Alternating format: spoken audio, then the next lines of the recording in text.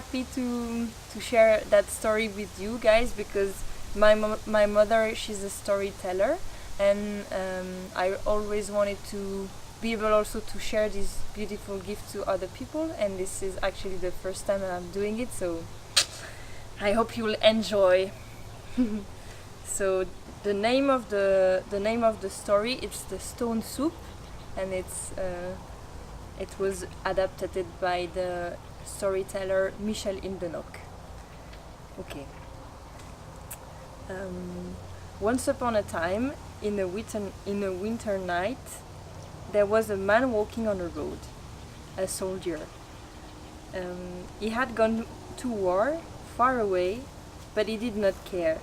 What mattered above all, it was that the war was over, and he could go home. The only thing was that it was far away, and he had a long walk. He was tired, he was cold, and he was hungry. Night has fallen. Then from far away he saw a small light. So he approached the house. He stood in front of the door, and he called a greeting through the door. Open the door. No, it's not the wind. Open the door. It's a passerby. And the door opened. A little old lady was living there, but when he saw her grumpy face, he understood he had a ill luck. She said, "Another one? What do you think? We are not rich in this country. Do you realize we don't have enough to eat for ourselves? If we have to take care of everything that passes, when someone had nothing, just like you, we get by. Why don't you make yourself a stone soup?" And clack! She slammed the door shut. And he ended up outside. Oh. In the courtyard, he lowered his head, and then on the floor, right in front of his shoes, he saw a stone. He picked it up, and he played with the stone in his fingers. That gave him an idea. He walked back to the door, knocked, and through the door he said, "Would you let a poor soldier who returns from war to use a pot with a little bit of water and a spot on the fire in order to cook my stone?" The little old lady, she opened the door, and she couldn't believe it. He was there, standing up with his stone. She can tell that he looked really serious. So she went back in the home. She took a pot, she filled it with water, she placed it on the fire, and she said, "Voila!" And he came in.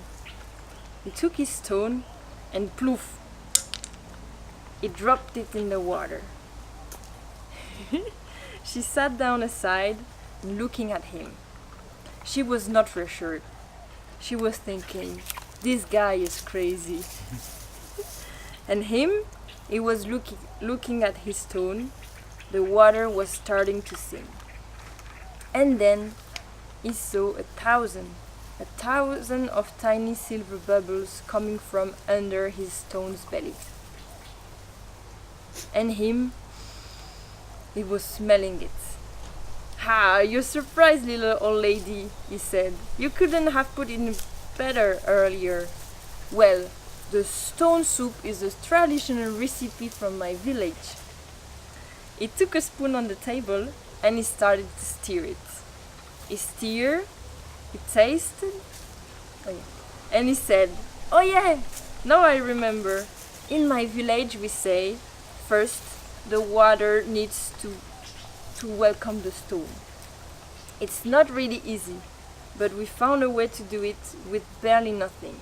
In my village, we just add a little bit of salt. Anyway, if there is not enough salt for you and the other villagers, never mind. We'll do without salt." "Oh," the little old lady said, "a little bit of salt is not a big deal." So she stood up, she walked to the wall, she took a little bit of salt and she gave it to him. And him, he scattered the salt over the pot.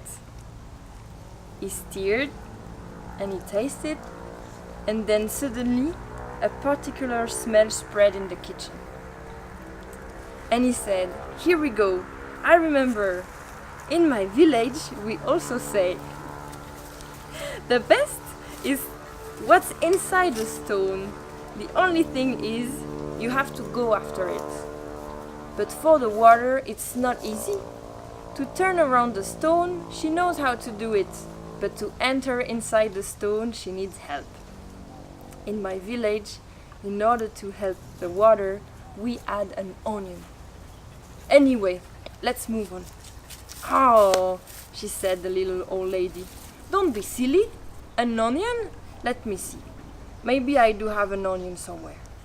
So she goes back there, she rummages, then she comes back with an onion, and he peels it off, he stabs it in his wife with his knife, then he basks it in the fire, and when it's warm enough and golden, he takes it in his hand and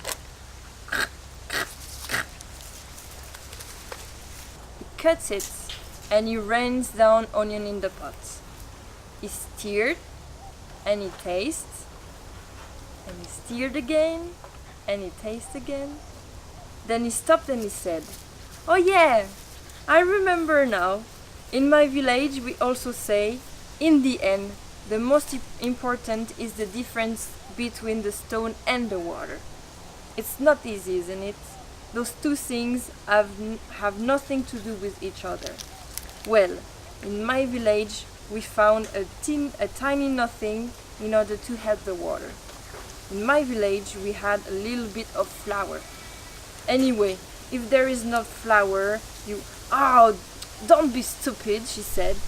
She stood up, she went back there, she searched, she came back with the little bag of flour, and she put it on the table. And he plunged his hand into the bag, and he took a chunk of flour out. And slowly, he sprinkled snowflakes of flour into the pots. And he stirred, and he tasted, and the soup started to cook, to become thicker. Now it was not teeny silver bubbles anymore which came up.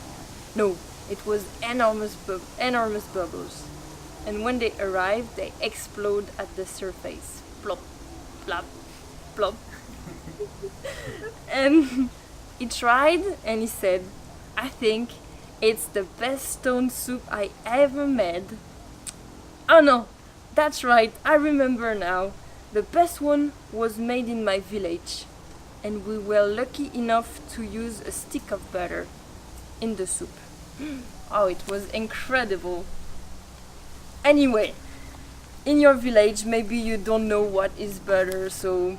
"Oh," she said, "you stop it. What do you think? That maybe we don't know what butter is? We are not early men after all." And she stood up, she went back there again, and she came back. She put a super wrinkled paper on the table, and he gently unfolded the paper, and in the middle of this wrinkled paper there was a teeny tiny piece of butter. And Butter was scared. He was looking at them, Butter, and he was wondering what will they do with him. Then the soldier took his knife and tack! He cuts Butter in half.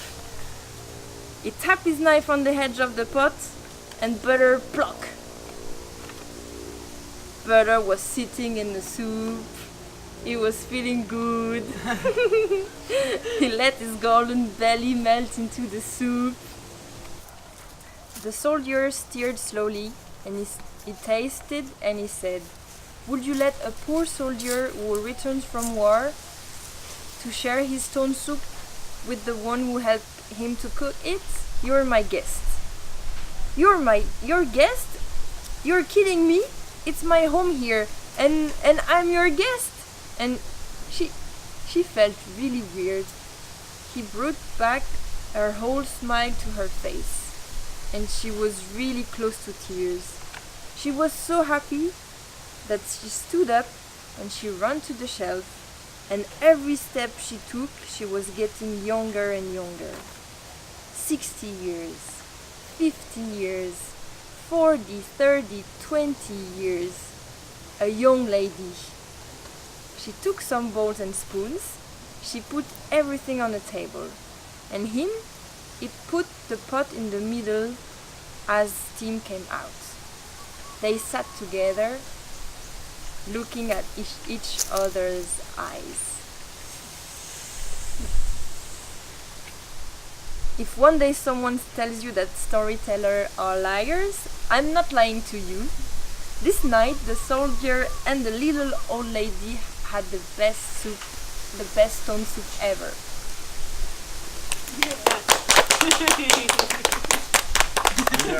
Hello, friends of the Mindfulness Project.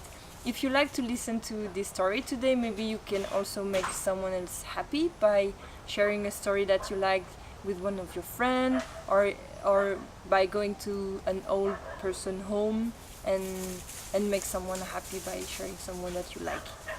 Happy Christmas! Bisous!